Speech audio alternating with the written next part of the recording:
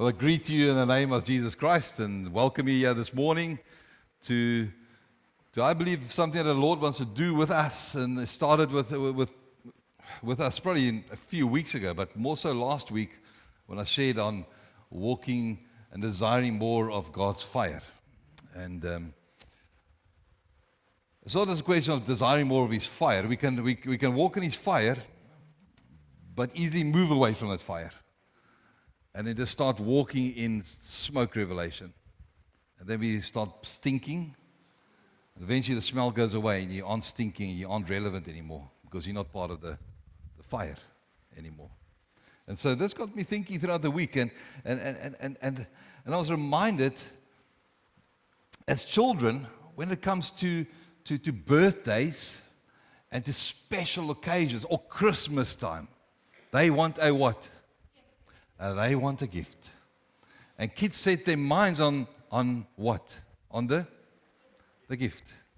And if they don't get that gift, I don't know about your kids, but my kids did it many times. Maybe you did it too as a kid. The whole day was messed up because you didn't get what you wanted. I remember my 13th birthday. Yes, that's a long time ago. Collie shakes. I remember I wanted a hi-fi, but I wanted this with an LP player, not CD players. All I wanted to be able to play my Pink Floyd album. I had this album given to me. Pink Floyd on the wall, if any of you remember that. And I wanted to play, and I needed my hi-fi to do this, and I didn't get it. I didn't speak to my mom and dad for months. I was so angry with them. I was angry with them because I didn't get my gift. But the amazing part of that is we think that it has changed. We think that way we were has changed in our hearts. But I don't think it has. I don't think it really has changed in us. You see, many of us just want the favor and the blessings from God. We want His favor. We want it to go well. We want the blessings. We just want His blessings. Or sometimes we can be more focused on what God can do for me, for us. We focus on what He can do for us more than anything else. We want His gifts. We want His miracles. We want His blessings. But we are not consumed or focused on the one who's giving the gifts and the blessings and the healing. We are not desiring more of His presence. We sang that song, Holy Spirit, more of your presence. We are not focused on His character, His love. We desire the gifts more than His presence. And that really challenged me throughout this week when I'm thinking about, as kids, that's how we were, and yet still we are like that today, many of us. How's it going? That's okay, I'm struggling. I'm financially struggling. I need God to come through for that. I need Him to go. I need that gift of blessing from Him. But if we forget who's the giver, if we forget Him, we just want the gift. But all throughout the Bible, we see God's heartbeat, folk, which has always been and still is, that He wants His people to know Him on top there. And He wants His people to walk with Him, and He wants His people to enjoy His presence. Like in the Garden of Eden, when Adam and Eve, they walked with God. They walked with Him in the garden. When last did you walk and desire to walk with God in the garden? Or do you just want the gift? Just the gift. So my title this morning is this: Seeking His presence above His gifts. Seeking His presence more than His gifts. Remember the Israelites? Can you remember who the Israelites were? They were God's chosen nation. The Israelites were taken out of Egypt. And they were a bunch of grumpy people. I think when you put 2 million people together, we'll probably be a few grumpy ones amongst them. But in Exodus 32, we see the story of where Moses has been spending time with the Lord on the mountain, and he spends plus minus 40 days on the mountain with the Father, receiving the 10 Commandments. And in this time, the Israelites become impatient. They think, where's this fellow Moses? He's just disappeared. He's not coming back. And they approach Aaron and say, Aaron, we need a God. Make us something to worship. And Aaron gets all the gold from them and he makes a massive golden calf. Massive golden calf. And these people start worshiping this calf. And what does that do? It angers God. God sees this whilst he's busy working, speaking with Moses. He sees that he gets angered with this. When I read this story and I see how many times Moses had to beg God, because God's anger wanted to destroy them for what they were doing. And Moses gets on his knees, face down, and he just repents on their behalf. Please, Lord, don't do this, Lord. Don't do it. Because of that, in Exodus 33, God says to Moses this, in Exodus 33, verse 2 and 3. He says, I will send an angel before you and drive out the Canaanites, the Amorites, the Hittites, the Perizzites, the Hivites, and the Jebusites. Go up to the land flowing with milk and honey. But I will not go with you. God tells Moses, I will not go with you because you are a stiff-necked people and I might destroy you on the way. I tell you, a stiff-necked people, but I will not go with you. Just imagine that, folk. And many of us treat God this way. So the Israelites could still enter the promised land, they could still receive victory, and they could still have the gifts. But God's presence wouldn't go with them. None of God's presence with them.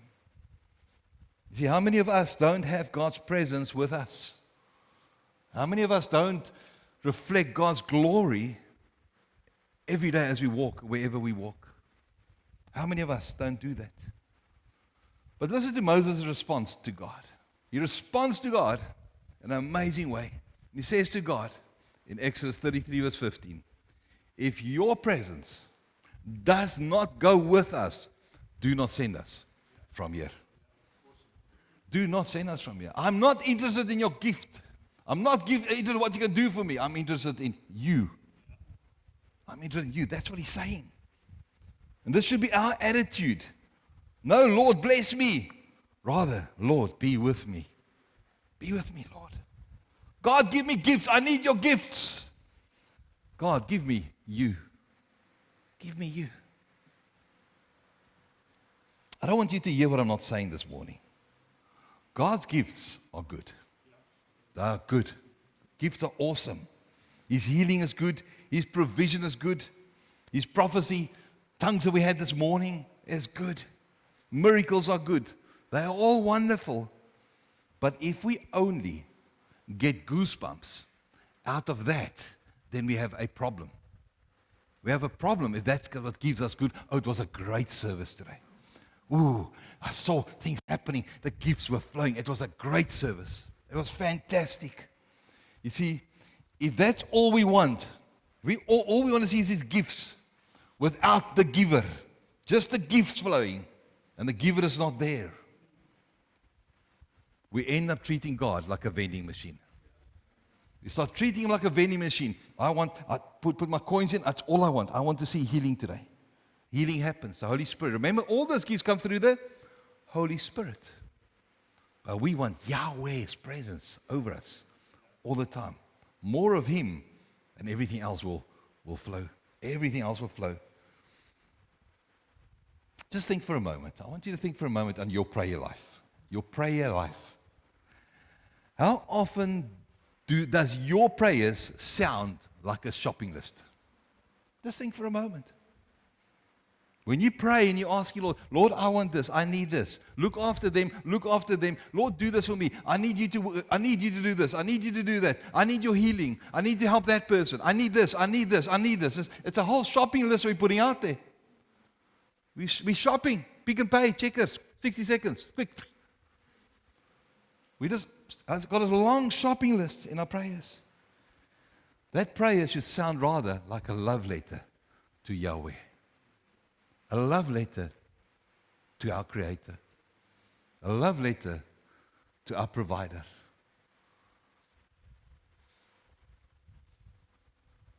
You see, how often do we see God when we need something? When life is going smoothly, it's going well, we forget to spend time with Him. We're knocking on the door. We're praying every day. And you get what you ask for, and many of us forget. I've gone through so many people in my journey with the Lord. They come to church and they ask for work, and they get work, and they just disappear. You never see them again. They got their blessing. Thank you, Lord. I'm still a Christian, but I don't come to church anymore. I don't need to be there anymore. But the first thing when they lose their job, guess what? They're back at church again. Lord, I need you now. I don't need you anymore, but I need you now. Vending machine, folk. Vending machine. In Luke 10, I love the story in Luke 10. And verse 38, it says this. As Jesus and his disciples were on their way, he came to a village where a woman named Martha opened her home to him. She had a sister called Mary who sat at the Lord's feet listening to what he said. But Martha was distracted by all the preparations that had to be made. She came to him and asked, Lord, don't you care that my sister has left me to do the work by myself? Tell her to help me. Martha, Martha, the Lord answered, you are worried and upset about many things, but few things are needed. Or indeed only one. Mary has chosen what is better, and it will not be taken away from her. Mary was sitting at Jesus' feet. Martha gets upset because she's busy doing things, and I think she's jealous because Mary is sitting there, and she says, tell her to help me, man. And Lord says, you're consumed by that stuff, but it's more important that she sit here by my feet in my presence. In my presence. The better part is His presence. You see, folk, do you desire to sit at His feet in the morning, the evening before you go and sleep, desiring His presence? Or do you desire more what He can do for us? His gifts, His provision, all these gifts we want. See, why should we treasure His presence above everything else? Why should we treasure that? I'm glad you asked that question this morning. Because in His presence, everything we need is found. Everything. In His presence, when we're in His presence, everything we need is there already. Because He is love. He is everything. He is it. Not the gift. Not the gift. We chase Him. In His presence, there is fullness of joy. There's a fullness of joy. Psalm 16 verse 11 says this. You make known to me the path of life. You fill me with joy in your presence. When we're in His presence, there's joy. We prayed about that this morning in our prayer meeting. In His presence, we find joy. You get grumpy when you're not spending time with the Lord. I'm saying to all of us, we get grumpy. We're not spending time with the Lord. It's not temporary happiness when we hang with Him, but lasting joy that no circumstances can shake when we find our security in the Lord. In His presence, there is peace that surpasses all understanding. In His presence, there's peace. When you're wrestling, maybe you need to find time in His presence to sit at His feet like Mary did.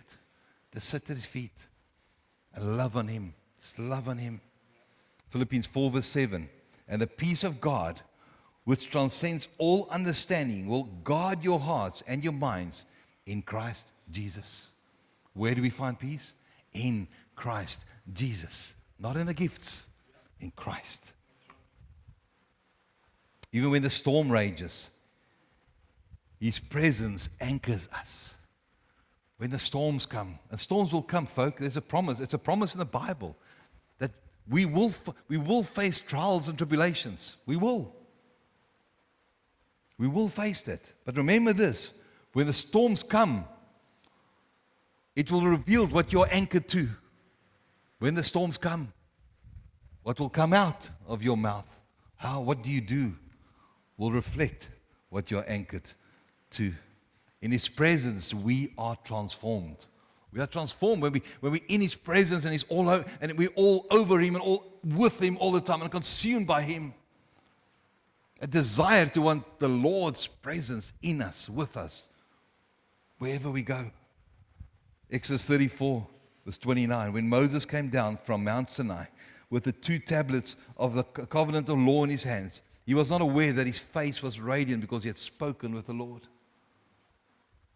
He had spoken to the Lord. When Aaron and all the Israelites saw Moses, his face was radiant, and they were afraid to come near him. See, folk, people could see that he had been with God. His presence changes us in ways that His gifts alone can never, ever do.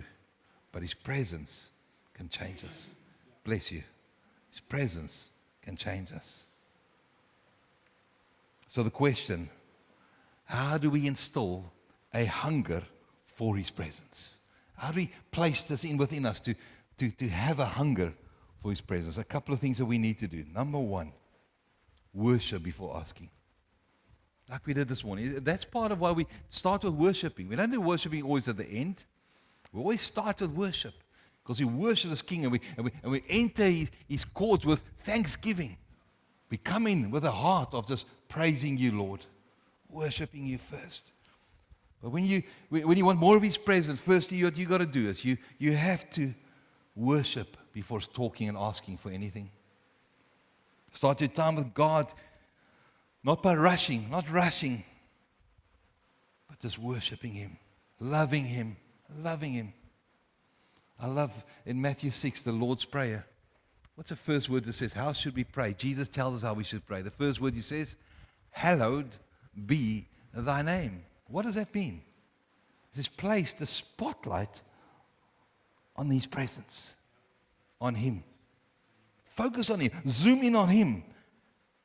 Put the spotlight on Him. Who is He to you? Why are you so thankful of Him? You put the spotlight on Him first. Not in your situation. You exalt Him first. Like we did this morning in our prayer meeting. Praising Him, lifting up His name, glorifying Him. Why? Because He's your Creator. He's your Father. He is Lord over all. We worship Him and lift up His name. We thank Him and we keep on just worshiping Him. Just in adoration. If you don't know what this God looks like, you need to find a place to sit and ask Him, like Moses did directly after this, while Moses was on the mount. Reveal Yourself to me, Lord. And this was what happened when God revealed Himself to him. Radiancy. His face is radiant. He comes down, and people see this. He's been with God. He's been with God. How do we get more in His presence? Hang with Him. Don't rush. Don't give Him 5 seconds. Don't give Him just a few minutes. Hang with Him. If you get up too late, get up earlier. Get up at 5 o'clock. Come on, set your alarm at 4 o'clock if you have to. You had time to sleep. Go sleep at 8 o'clock so you can wake up at 4 o'clock. And spend an hour with Him. No, I don't have time. No, you don't know how to manage time. You've got 24 hours. And you want to give Him 5 minutes? How about making a time with the Lord? Say, Lord, I will wake up every day at 4 o'clock. And I'm going to hang with You. The early bird catches the early worm. Remember that. All you late sleepers. Well, yeah, he pointed at you. I saw that. Yeah. Your husband pointed you out. Folk, make that a priority. Hang with Him. Hang with Him in prayer or worship. Resist the urge to check the clock the whole time. Hang with Him. Stay a little longer. If you think it's time's up, stay a little longer with Him. Sometimes the sweetest moment with God comes when we wait. Just hanging with Him and sitting. Allow Him to just come, speak to you. Thirdly, Word and Spirit together. Word and Spirit together. Open your Bibles and invite the Holy Spirit. Holy Spirit, I don't understand everything that's here, but please reveal it to me. And the Holy Spirit would do that. Ask Him. Ask the Holy Spirit. You come across something you don't understand in the Bible, ask the Holy Spirit. Word and Spirit is always together. His presence speaks through His Word. That's why we use Scripture. Scripture is important. Use that. Fourthly, gather with others. Gather with other believers. Jesus promised, where 2 or 3 gather in my name, there I am with them. Matthew 18, verse 20. Gather together with others. If you find it difficult, pray together. Don't underestimate the presence of God when we come together as a church. And so for me, it's vital when we come together on a Sunday like this. Vital we come together every second week to pray. It's vital. It shows the strength of the church. Where our treasures, where our heart is, there our treasure is. We value the time with God. And here the last one is this. Obedience opens the doors. Obedience opens the doors. John 14, verse 23. If anyone loves me, he will obey my teachings. My Father will love him, and we will come to him and make our home with him. Obedience opens the doors. It attracts His presence. It attracts God's presence to us. See, God can't be with filth. He can't be with that. And so we're going to try and stay holy and purified the whole time. Repent when we've messed up. So His presence comes to us because we're obedient to His Word. Maybe this morning you've been in a season. Or maybe you are in it right now. We're praying for breakthrough. Maybe praying for breakthrough. Maybe praying for financial provision by the Lord. Maybe praying for healing. Maybe praying for restoration in your life. Maybe you feel like a nose. You've been picked on the whole time. Maybe you feel like that. It's feeling picking the whole time. Maybe you're believing for that restoration. And those are all good things to desire. But don't just seek the breakthrough. Seek the one who breaks through. And that's our Father. Seek Him and see how the breakthrough comes when we seek Him. Maybe you've longed for spiritual gifts to grow in your life. You want to be able to pray over people, see people healed. You want to pray, you want to be able to speak in tongues. You want to be able to prophesy. You want all these things. Praise God that you want that. But remember Paul's words in 1 Corinthians 13. He says, without love, they are nothing. Without love, those gifts are nothing. They're absolutely nothing. His presence is love. Desire Him first before the gifts. The gifts are great, but we need to desire Him. His presence in our lives. His presence. Why? Because He loves to meet with you. You're His children. Every single one of you is His kids. Every single one of you is loved by the Father. He loves you dearly, cares for you, but He's after your hearts. He's after your hearts. God is calling us back to His heart. He's calling us as a church, as individuals, back to His heart, back to the place where His presence is our treasure. His presence, our treasure. I want to be there with us. I want to be with people where God is. I'm not saying God's not at your homes. Please don't hear what I'm not saying this morning. But where the gathering is together, it's something of His presence that's just there. There's an honoring. God sees us gathering, and His presence is there with us. He honors us in those times. You see, when we desire His presence again, the gifts will follow. The blessings will come. They'll come automatically. But like Moses, you and I need to be a people. We need to be like this. Lord, if your presence do not go with us, we will not leave from here. That's what we need to keep on being in our lives. Walking in that the whole time. Let's not be satisfied with what He can give us. Let's not be like the little kids like we were that want that hi-fi. And then you're angry because you don't get the hi-fi. Let's not be that.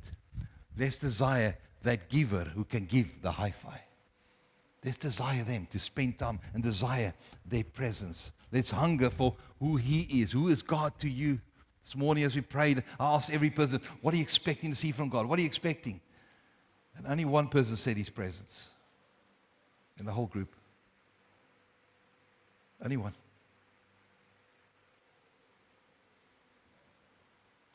we should all desire His presence. His presence. Nothing else. Because if His presence is with us, everything else just follows. Everything else just happens. The blessings will come, but like Moses, let's be people keep on saying, your presence, Lord, I want. Otherwise, I'm not going anywhere. I want your presence. This morning, I want you and I and all of us to take a moment. The worship team has come back onto the stage, please. It's a short message this morning. But His presence is what we should desire as a church.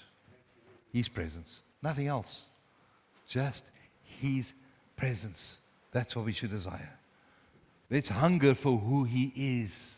How hungry are you for the Lord? Or you consumed with your situation of life? Consumed where you are at? Hunger for His presence in you. Hunger for, so that your face can be radiant. People can see that you've hanged with Him.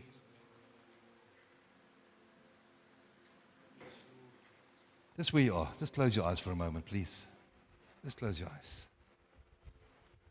Let's just take a moment right now to shift our hearts.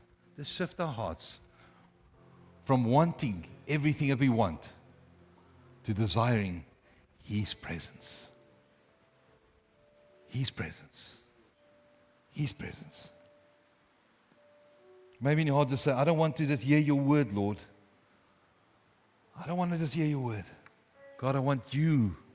I want you. I desire you, the giver, not the gift. I want you.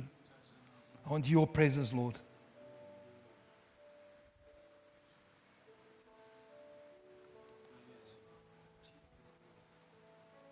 Just in your heart's desire for more of His presence, more of His presence, more, and more.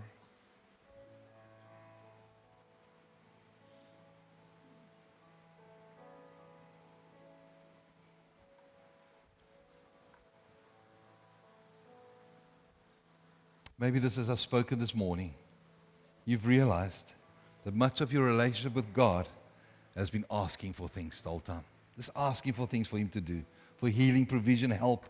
And that's all good again. But today the Father is inviting you. He's inviting you to simply desire Him. Desire Him. And say this, Lord, I want your presence more than anything you could give me. I want your presence. I want your presence. I want your presence. More of your presence, Lord. More of your presence.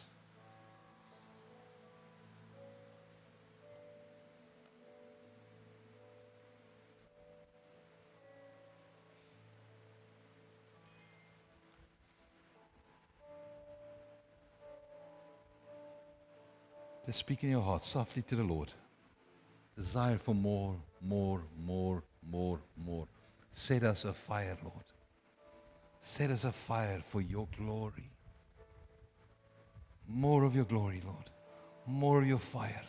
More of you, Lord, in our lives. More of you, Lord. We desire your presence, Lord.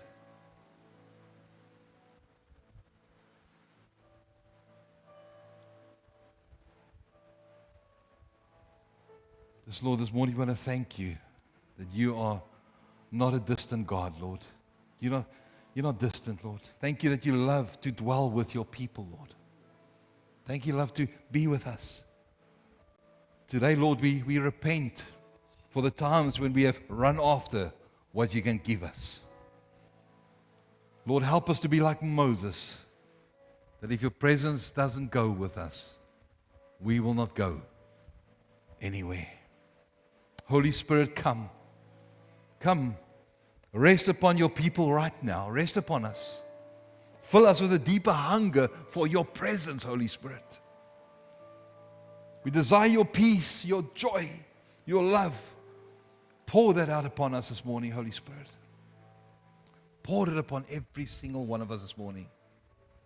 Your love, your joy, your peace.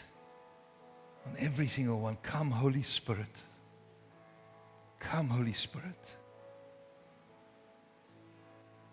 This isn't praying. I'm just sensing that God's saying to someone here this morning, you've been chasing answers. You've been chasing answers. But I've been waiting for you to chase me. Not the answer.